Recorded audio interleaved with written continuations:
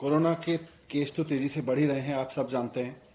और लगातार 25,000 per day का आंकड़ा अब आगे बढ़ चुका है। अब ऐसा लग रहा है कि धीरे धीरे 25-26 हजार तक बढ़ गए, 28,000 30,000 तक हो जाएगा ये आंकड़ा।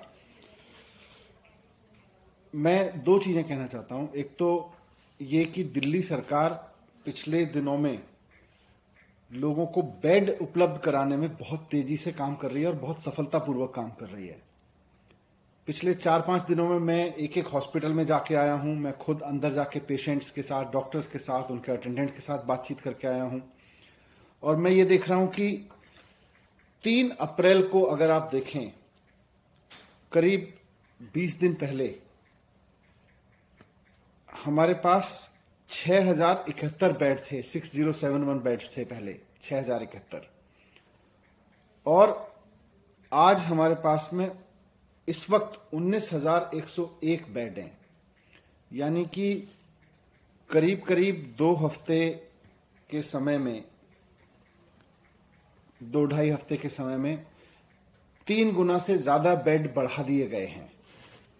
19,000 बेड्स इस वक्त दिल्ली में उपलब्ध हैं, दिल्ली में हैं, जिन पे पेशेंट्स हैं। इसमें से 2,500 बेड्स अभी भी वैकेंट हैं। तो बहुत तेजी से वॉर फुटिंग पर बेड्स की संख्या बढ़ाई है दिल्ली सरकार ने।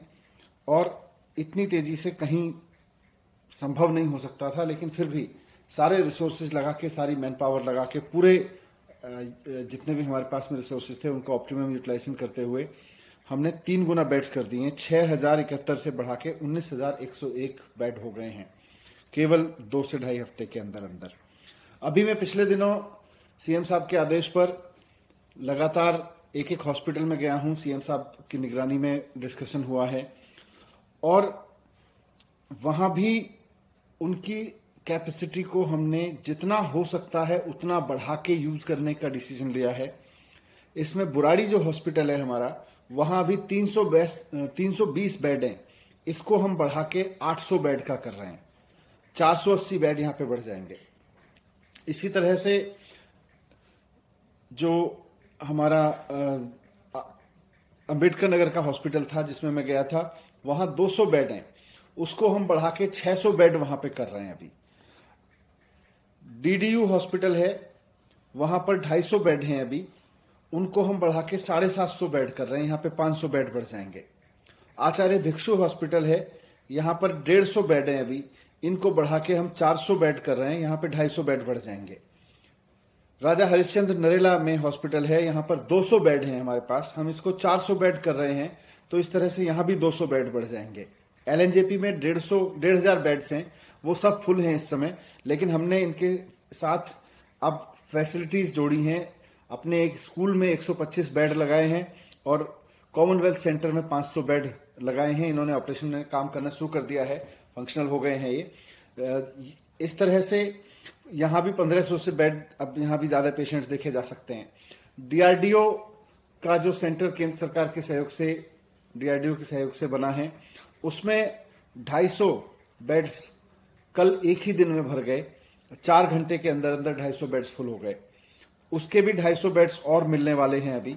तो इस तरह से देखें तो हमारे पास में करीब 2700 बेड्स, करीब 2700 बेड्स और जुड़ने वाले हैं कुछ दिन में। अगले 4 से 5 दिन में, 6 दिन में मैक्सिमम 2700 बेड्स की कैपेसिटी और बढ़ा देंगे। तो 6,000 से बढ़ा के अभी हमने 19,000 की है और 19,000 में अभी ये 2700 बेड्स और जुड़ जाएंगे। करीब 2,500 बेड्स इस समय भी दिल्ली के अलग अलग अस्पतालों में खाली हैं। आप ऐप पे देख लें, ऐप पे पूरी जानकारी है किस हॉस्पिटल में बेड खाली है। एक चीज और मैं रिक्वेस्ट करना चाहूंगा कि पैनिक में ना आए, एकदम कोरोना होते ही हॉस्पिटल ना भागें। कोरोना का सबसे बढ़िया और सबसे ज्यादा लोग जो कोरोना से ठीक हो रहे हैं वो होम आइसोलेशन में हो रहे हैं। होम आइसोलेशन में ही रहें। अगर किसी कारणवश बुखार नहीं उतरता है, बुखार ज्यादा आ रहा है या कोई और सिम्टम्स डेवलप हो रहे हैं और आपको खांसी या उस तरह की चीजें ज्यादा बढ़ रही हैं, शिकायत बढ़ रही है, डॉक्टर से कंसल्ट करके आप हॉस्पिटल जा सकते हैं। आपको बेड मिल सकता है। आप ऐप पे जाएं, जिस हॉस्पिटल में आपको बेड है उसी में जाएं।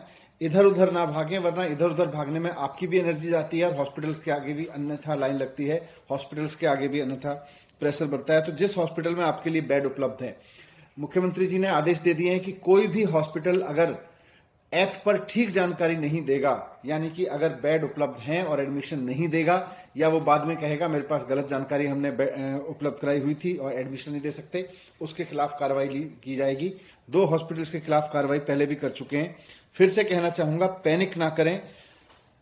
एक और चीज जो मैंने नोट की है, मैं हॉस्पिटल्स में गया हूं, पेशेंट से भी मिला हूं और अटेंडेंट से भी मिला हूं जो बाहर खड़े हुए हैं। कोविड के समय में सारे डॉक्टर्स बहुत मेहनत कर रहे हैं, अपनी जान पे खेल के मेहनत कर रहे हैं। वो किसी भी कीमत पे आपकी जान बचाना चाहते हैं, भले ही उनको कोरोना हो जाए। पूरा का पूरा मेडिकल स्टाफ इस पे लगा हुआ है।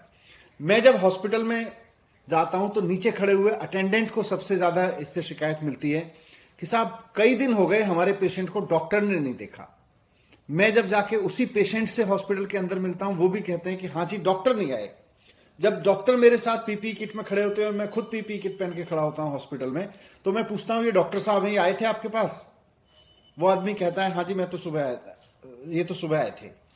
अब क्योंकि पीपीई किट में डॉक्टर की पहचान नहीं होती, पेशेंट को लगता है कि जो व्यक्ति मेरे पास देखने आ रहा है, और ये गवर्नमेंट और प्राइवेट दोनों जगह से मुझे अटेंडेंट से शिकायत मिल रही है कि साहब हमारे हॉस्पिटल में हमारा पेशेंट भर्ती है, डॉक्टर ने उसको देखा नहीं है।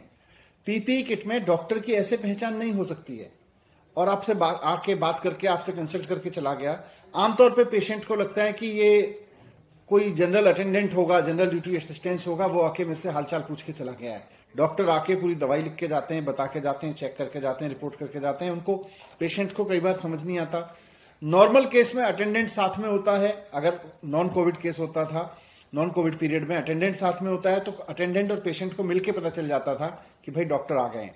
अभी डॉक्टर आ रहे हैं, डॉक्टर राउंड ले रहे हैं अंदर, वो पेशेंट्स को देख भी रहे हैं, लेकिन पीपीई किट में होने के नाते आपको पता नहीं चल पा रहा कि वो डॉक्टर थे। इसलिए ये इमेज हॉस्पिटल के बारे में ना बनाए, इस पैनिक में ना आए कि मुझे डॉक्टर्स ने नहीं देखा। हम सब मिलके, जैसा मुख्यमंत्री जी कहते हैं, हम सब मिलके कोरोना से लड़ेंगे। सबने लॉकडाउन लगाया है, लॉकडाउन का फॉलो करें और पैनिक ना करें। सरकार ने, जैसा मैंने कहा, 6000 बेड्स को बढ़ा के 19000 कर दिया है, और अभी 2700 बेड्स अगले हफ्ते के अंदर अंदर दिल्ली के मेडिकल इंफ्रास्ट्रक्चर में और जुड़ जाएंगे। यही मुझे आपके सामने रखना था। Thank you.